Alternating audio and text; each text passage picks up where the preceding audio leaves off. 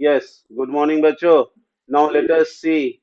We were already discussed about all the physical properties of the metals and non-metals. Huh? We were on the page number 40. And we have also discussed about the activity 3, where we have taken hot water in a beaker and we have poured, or one student in red t-shirt poured the iron rod, the one end which is in contact with the hot water, and after a while, or sometimes, the other end also becomes hot. That shows that the iron rod is a good conductor that transfers the heat from one end to other end. So the purpose of this activity here is to just to study about the conduction nature of the metal, because iron is a metal and the iron rod when comes in contact with the hot water it transfer the energy and other end of the same iron rod becomes hot, and as the student or a boy in red t-shirt touches the other end of the iron rod, he feels the hotness of the iron rod. So ultimately, as a conclusion, we see here that the metals are good thermal conductors. And this thermal conductor is due to the property that metals like copper and iron are also used for making cooking utensils and water boilers. ये सारे day to day life में uses थे। और एक चीज और हम लोगों ने पढ़ा था, इलेक्ट्रिकल कंडक्टिविटी के बारे में हम लोगों ने बात किया था। The electrical conductivity of the material is a measure of the each with which electric current can flow through it. इसका मतलब इलेक्ट्रिकल कंडक्टिविटी जो मटेरियल की है वो क्या है, वो कितना आसानी से मेजर कर लेता है कि कैसे करंट फ्लो करता है इससे होके। और एक्टिविटी 4 जो है ये भी काफी मजेदार है, सिंपल है। हाँ, मार्केट से एक बैटरी हमने ने ले आया। बैटरी हम लोग सब कुछ देखे हैं बाजार से, टॉर्च वाली बैटरी, ट्राइसेल बोलते हैं इसको। रिमोट में जो बैटरी लगती है, ऑर्डिनरी स्विच के रूप में स्टडी पर्पज से जो हम लोग लेते हैं बैटरी।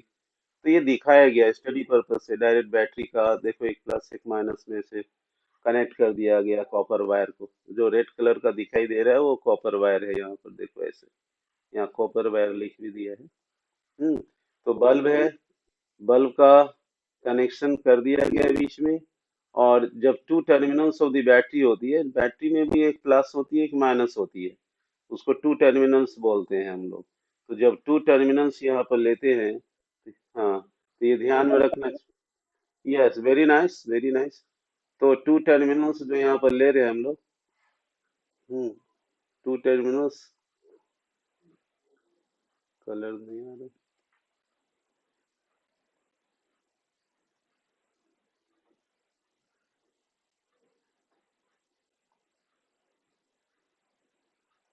हम्म, और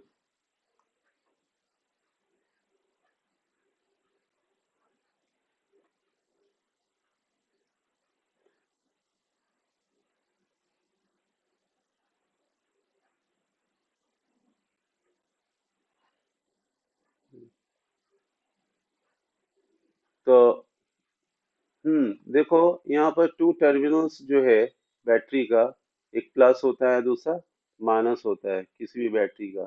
अब यहाँ पर देखो राइटर फोटो बना दिया है जस्ट, कहीं पे वो शो नहीं किया है, शो करना चाहिए। तो बैटरी में जो भी पॉइंट होता है, एक पॉजिटिव एक निगेटिव होता है, उसका ध्यान रखा जाता है। हाँ, and with the two terminals of a bulb, bulb में भी टू टर्मिनल्स होता है, होल्डर में बनाई रहती है। तो with the two terminals of a small bulb, अब क्या करते हैं उसको कनेक्ट कैसे करते हैं, कॉपर वायर से करते हैं। जब वहां पर जैसे ही कनेक्शन हो जाएगा, एक स्विच भी दे देता तो और अच्छा रहता। नहीं, यहाँ पर एक रिक्वायरमेंट होता है, यहाँ पे एक स्विच, यहाँ पे एक स्विच होता है तो और अच्छा रहता। देखो हम ऐसे करके की बना देते, के लिख देते के। अब ऑन ऑफ करेंगे, स्विच ऑन ऑफ करेंगे तो बल्ब जलेगा बुतेगा। तो copper wire readily conduct electric current from the battery to the bulb। तो बैटरी टू दी बल्ब, हाँ, उससे तो मान लो इधर तुम्हारा एक पॉजिटिव टर्मिनल मान लो यहाँ पर, तो करंट ऐसे निकलेगा, ठीक है। आउटसाइड में मान लो माइनस है यहाँ पर, तो करंट ऐसे फ्लो करेगा, ऐसे निकलेगा, ऐसे जाएगा। अब दिखाई पड़ रहा है।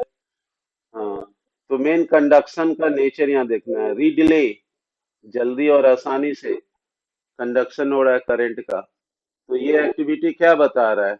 ये एक्टिविटी बताता है that metals are good conductors of electricity। यही मेन बात। It is due to this properties metals were generally used in electrical fitting।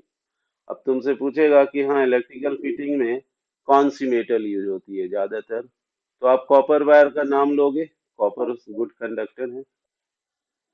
हाँ, एल्युमिनियम बहुत पुराने जमाने में यूज कर रहा था इंजीनियर लोग। कॉपर आजकल ज्यादा हो गया, अब हम लोग एल्युमिनियम वायर की वायरिंग नहीं कराते हैं घर में। हाँ होता है, लेकिन कॉपर एक बहुत ज्यादा यूजफुल है।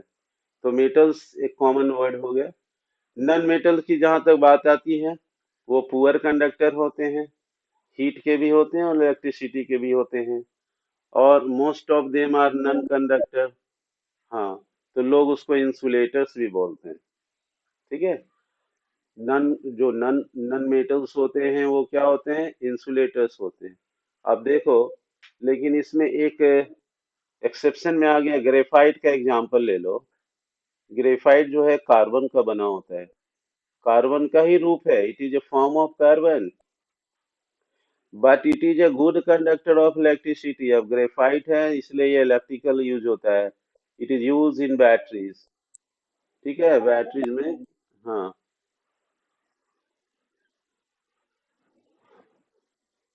डायमंड गुड कंडक्टर नहीं है। डायमंड, हाँ डायमंड गुड कंडक्टर होता तो वो सब यूज करने लग जाता, हीरा ही तो सब इलेक्ट्रिकल आइटम ना। हाँ जी। तो डायमंड की बात यहाँ पर आना क्यों जरूरी हो गया, ये बताइए तो। यहाँ पर तो कुछ डायमंड का ऐसा बात हो नहीं रहा था। डायमंड के बारे में हम लोग ने पहले पढ़ाई कर चुके थे। वही बोलते हैं ना। हम्म, हाँ, वो जबरदस्ती आ गया। हाँ, सब है। ये देखो देखो। हाँ, so please you should mention all that material where it is required। अब अब कंडक्टर का बात हो रहा है, इंसुलेटर नन मेटल के लिए हो रहा है। हम्म। हाँ, ठीक है। हाँ, चलो आगे आ जाओ। इधर आओ, देखो इधर। सिल्वर का एग्जांपल लो प्यारे बच्चों। सिल्वर का example, best conductor of heat and electricity. देखो ये याद रखना जरूरी है, मैंने डबल टिक मारा। Silver is the best conductor of heat and electricity, दोनों को लिए, but followed by the copper and aluminium. वो कॉपर और एल्यूमिनियम के, फॉलोड बाय कॉपर एल्यूमिनियम, ये दोनों के बाद ये सबसे बेस्ट है। कॉपर भी बेस्ट है, एल्यूमिनियम भी है, लेकिन उससे भी ज्यादा बेस्ट कौन है? सिल्वर। हम्म। और फिर अमोंग मेटल्स, अच्छा among metals mercury is poor conductor. हाँ, मेटल है, लिक्विड फॉर्म में मेटल होता है। मेटल्स है ना, मरकरी जो है, Hg जो है वो मरकरी है। तो ये सब ध्यान रखना चाहिए। कॉपर को Cu वायर बोलते हैं, एल्युमिनियम को एल वायर बोलते हैं, सिल्वर को Ag बोलते हैं। ये सब सिंबल है। Ag, और मर्क्यूरी को Hg। Hg, हाँ, Hg। ये ठीक है, ये तो थोड़ा एक छोटा पुअर कंडक्टर में आता है, इसको ध्यान में रखना है। अब आ जाओ, टेंथ प्रॉपर्टीज में आओ। हम्म, अपना स्पीकर ज्यादा खुड़ खुड़ करके आवाज नहीं कराओ। हाँ, हाँ, हर बात पे अनम्यूट मत करो बच्चों का। हाँ। लग रहा है कोई गेम खेल रहा है, अब हम चेक करेंगे तो फिर हम हटा देंगे।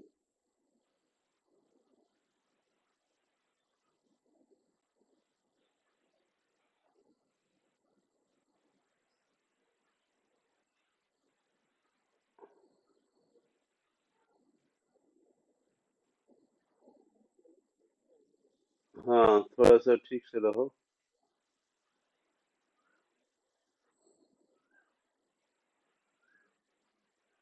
कंप्यूटर को प्रॉपर वे में हैंडल करना बहुत जरूरी है। अगर कोई बच्चा पढ़ाई के टाइम में अगर मान लो कोई कंप्यूटर से दूसरा काम करेगा तो फिर उसको लॉस हो जाएगा। सोनारस, देखो, ये सब काफी अच्छा वर्ड है। सोनारस। सोनारस होता क्या है? सोनोरोसिटी।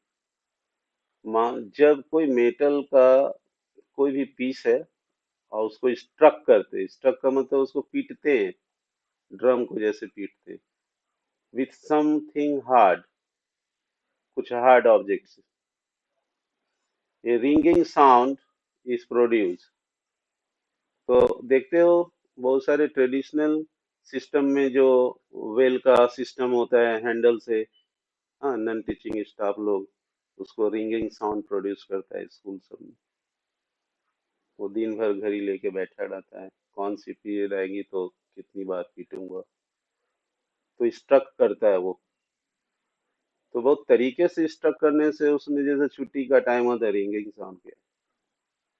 तो ये सोनरस सीटी होता है when you are striking any metal piece with the help of the hard hammer. So sound is produced when we struck any metal sheet with the hard striker. Then the sound produced, the properties is called sonorosity. तो metal की वो property जिसको किसी hard object से अगर हम लोग hammering करें, स्ट्रक करें, तो उससे साउंड प्रोड्यूस होने लग जाएगा। तो वो मेटल्स जो है सोनरस होता है। Metal is said to be, metals are said to be sonorous, sonorous बोला जाता है। Because this is due to these properties, metals are used for making wells. तो स्कूल समय वेल बनती है, बनाई जाती है और सोनोरोसिटी के कारण। लेकिन नॉन मेटल में ऐसा नहीं होता है। Non metals are non sonorous. तो आपको क्या करना है? हाँ, ये 10th प्रॉपर्टीज था मेटल नॉन मेटल की कंपैरेटिव स्टडी में। And it is on the basis of these differences in their physical properties that one can distinguish metals from the metal. अब कोई अगर किसी को मेटल नॉन मेटल में अगर डिस्टिंग्यूश करना है मतलब अंतर बताना है, मेटल्स और नॉन मेटल्स में कैसे हम डिस्टिंग्यूश करेंगे, हाँ, डिफरेंस कैसे बताएंगे, उसको बताने का कौन सा आधार है, what are the basis of finding out the differences on the basis of physical properties. इसी फिजिकल प्रॉपर्टीज पे आ रहा है, देखो यहाँ टाइटल दिया टेबल में। हाँ, गौर करना, physical properties of metals and non metals. तुम कितना अच्छा दिया है। अगर कोई बच्चा ये 10 पॉइंट को ठीक से अगर रिवाइज कर लो, अब मैं जो बोलूंगा वो रिवीजन होगा। ये टेबुलेटेड जो है सिस्टम यहाँ दिया हुआ है, नंबर 1 पे जाओ, फिजिकल स्टेट। फिजिकल स्टेट का मतलब समझते हो? उसकी भौतिक अवस्था, भारतीय भाषा में बोलते हैं, हिंदी में physical state. They are all solids. Metal क्या होता है? ऑल सॉलिड्स होता है। लेकिन एक्सेप्शन में कौन है? बार बार आ रहा है, mercury, which is a liquid. बस छोटा सा बात है, ध्यान रखना है। नॉन मेटल की बात आती है तो इट मे बी, मेटल्स में भी हो सकते हैं, सॉलिड भी हो सकते हैं, लिक्विड भी हो सकते हैं, या गैसियस स्टेट में भी हो सकते हैं। तीनों अलाउड है। खाली कोई बोल देगा कि नहीं मेटल खाली सॉलिड होता है, नॉन मेटल खाली गैस होता है, वो भी गलत बात हो जाएगा। यहाँ तीनों का ऑप्शन है, सॉलिड का, लिक्विड का और गैसेस का। अब आ जाओ सेकेंड पैराग्राफ में आओ, melting and boiling point. Melting point and boiling point किनका? मेटल्स का। तो मेटल्स में जितने भी मेटल्स होते हैं, they generally have high melting point as well as, साथ ही साथ high boiling point. High melting point के साथ ही साथ हाई बॉइलिंग पॉइंट्स होते हैं। काफी अच्छा बात दिया ये। नॉन मेटल में, नॉन मेटल्स जनरली हैव उल्टा, low melting point as well as low boiling points. तो low melting points as well as low boiling points. तो छोटा सा बात है, ध्यान रखना है। डेंसिटी की बात मैंने किया था, mass per unit volume of the substance is called density, मैंने बोला था। हाँ, मास को अगर हम केजी में बोलेंगे या वॉल्यूम को क्यूबिक मीटर में बोलेंगे, तो वॉल्यूम पर क्यूबिक मीटर से इसका क्या निकलेगा, डेंसिटी का मेजरमेंट। तो खैर यहाँ पर केमिस्ट्री में डेंसिटी वर्ड का यूज जो है, metals have a high density, काफी डेंसिटी इसकी हाई होती है। ये जो है, क्योंकि नंबर ऑफ मॉलिक्यूल्स प्रेजेंट होते हैं पर यूनिट वॉल्यूम पे ज्यादा। नॉन मेटल के साथ ऐसा बात नहीं होता है, they have a low density. तो ये ध्यान में रखेंगे। उसके बाद आप देखिए फोर्थ पॉइंट पर आइए, हार्डनेस। हार्डनेस का मतलब क्या होता है, कौन कितना कठोर है, ठोस है, सॉलिड, हार्ड है। तो हार्डनेस उसकी प्रॉपर्टीज होगी, metals are quite hard, metals are quite hard with exceptions of sodium and potassium। Sodium का सिंबल होता है Na और पोटासियम का सिंबल होता है K, इसे ध्यान में रखना चाहिए। तो सोडियम और पोटासियम के बारे में मैंने पहले भी बात किया था कि वो सॉफ्ट होता है, नाइफ से, ब्लेड से कट कर सकते हैं। तो ये एक्सेप्शन है, इनको ध्यान में रखना है कि सारे मेटल्स हार्ड होते हैं लेकिन सोडियम और पोटेशियम वो सॉफ्ट होते हैं। Whereas in the metals, non-metals are not hard, non-metals are not hard, non-metals hard नहीं होते हैं। लेकिन अब डायमंड जो आपने अब अभी आज बातचीत में डायमंड को लाया था, वो डायमंड यहाँ पर सबसे हार्डेस्ट सब्सटेंस है, ये भी चर्चा हो चुका था। तो ये टेबल पढ़ना का मतलब है पूरा पढ़ाई का एक तरह से समरी ध्यान में रखना, कंक्लूजन है, कंपैरेटिव स्टडी है, कितनी बातें बोलनी है। हाँ,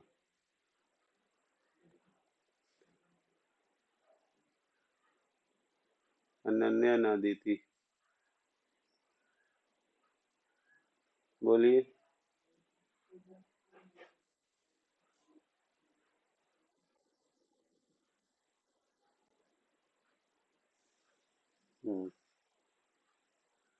Metals generally have hard, but sodium and potassium are soft, so it is exceptions. These two elements are taken exceptions to the metal, which can be cut by the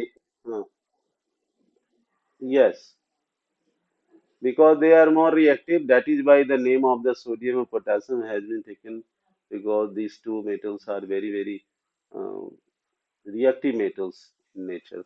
They have uh, no hardest, ये hardest है, ये hardest. Sodium is hardest substance. अच्छा से किताब पढ़ोगे ना तो सब पहले ही ये सब चर्चा हो चुका है। We have already talked in the previous classes, the terms about hardness has been already discuss. हाँ, अब आ जाओ पांचवा में आ जाओ, लस्टर। अभी हाल ही में बात की है, लस्टर मतलब चमकीलापन, लस्टरस, इसी से निकला है word.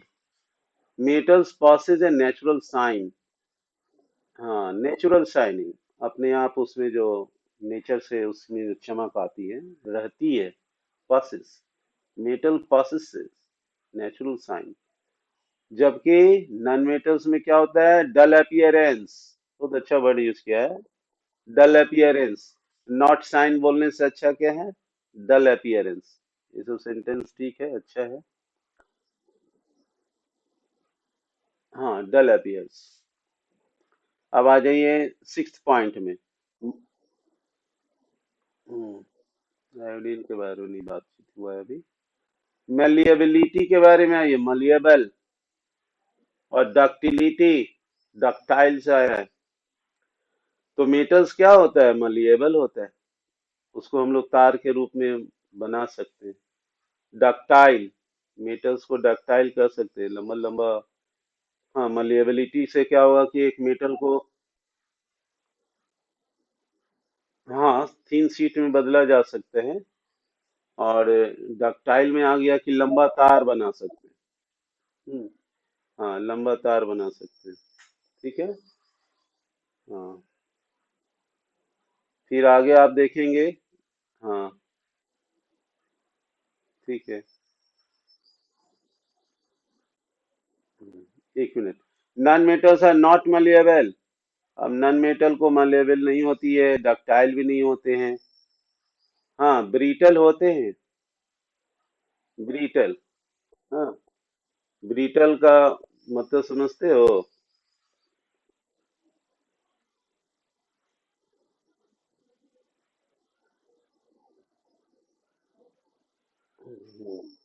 We have already discussed in some activity where iodine has been pressed and it has been uh, having brittle nature. हाँ। ब्रिटल का हिंदी होता है भंगूर। मतलब इसको चूर चूर कर सकते। भंगूर। हिंदी शब्द है। हाँ, हिंदी शब्द है, भारतीय भाषा में बोली जाती है, साइंस में दी गई है। हाँ, पुरानी पुराने ग्रंथों में लिखी गई है। ब्रिटल का मतलब भंगूर होता है। तो वो मतलब उसको चूर सकते हैं ऐसे ऐसे करके। तो कुछ नॉन मेटल्स ऐसे होते हैं जैसे सल्फर उल्फर दवा उवा में बनता है ना। आयोडीन है। आयोडाइज सॉल्ट होता है तब ना वो खाने लायक रहता है। तो आयोडीन कहाँ, आयोडीन क्या है, मेटल थोड़ी है। आयोडीन तो नॉन मेटल है। तो वो उसमें ब्रिटलनेस होता है। ये सारी एग्जांपल्स में दी हैं, मैंने पहले ही बताया है ये सब। अब सेवेंथ पॉइंट में आ जाइए। Tensile strength. देखो टेंसाइल। टेंसाइल जो वर्ड है यहाँ पे, सेवेंथ पॉइंट में मैंने टिक मारा। टेंसाइल स्ट्रेंथ जो होती है, they metals have high tensile strength. आप उस पे लोड बढ़ाओ, वेट बढ़ाओ, प्रेशर बढ़ाओ, लेकिन वो टूटेगा नहीं। Without breaking it can withstand the forces acting on it. हाँ, and it will elongate। Tensile strength. Metals have high tensile strength. वो लंबाई की ओर बढ़ सकती है। But non metal do not have tensile strength. Carbon fibre छोड़ के। कार्बन फाइबर जो होता है वो अलग एक्सेप्शन में है, याद रखना। ये मॉडर्न साइंस के यूज में बहुत ज्यादा हो रहा है फाइबर, कार्बन फाइबर। लेकिन ज्यादातर नॉन मेटल जो होते हैं, जो गैसेस स्टेट वाले हैं, लिक्विड स्टेट वाले हैं, ये सब do not have tensile strength. उसमें कोई लंबाई उम्बाई नहीं बढ़ती है प्रेशर देने से। तो ये सारे डिस्टिंग्विशिव डिस्कशन है मेटल नॉन मेटल के। तो जो भी मैं बात कर रहा हूँ यहाँ पर, आपको कुछ बातें समझ में आनी चाहिए, है ना। अब आप बताएं। हाँ। अब हाँ, टेंसाइल स्ट्रेंथ जो होती है, जैसे लंबा कोई चीज, जैसे मान लो लंबा कोई चीज हम लिए हुए तार है, तो इसको फोर्स लगाएंगे ना तो खींचा कैसे हो जाएगा। ठीक है। टेंसाइल स्ट्रेंथ होता है उसकी ताकत। मान लो कोई धागा है, या मेटल का वायर है, और उसमें वेट लगा दी। मान लो ये माउस है, मान लो हम लिए माउस, और इसको तार से लटका दिए, देख रहे हो, देख रहे हो, तो ये तार टूट जाएगा ना, तो टूटेगा नहीं। Weight is acting on it and wire is stretching. So when you are applying some force on any object, such that the object is just stretching along the line and they do not break, they are remaining keeping attached. They do not break. So in this sense, we call it tensile strength. We can also take an example of a spring. You may see here, we have, you can see, I'm bringing it near to the camera. There is one spring-like structure of the metals, and we are keeping to one fixed wall and giving weight to this. When we are stretching it, it is not breaking withstanding all the weights, but is elongated when we apply the force. तो such properties is called tensile strength. तो बहुत अच्छी बात है। जो metal होती है उसमें टेंसाइल स्ट्रेंथ होती है, नॉन मेटल में टेंसाइल स्ट्रेंथ नहीं होती है। तो ये सारी बातें हैं।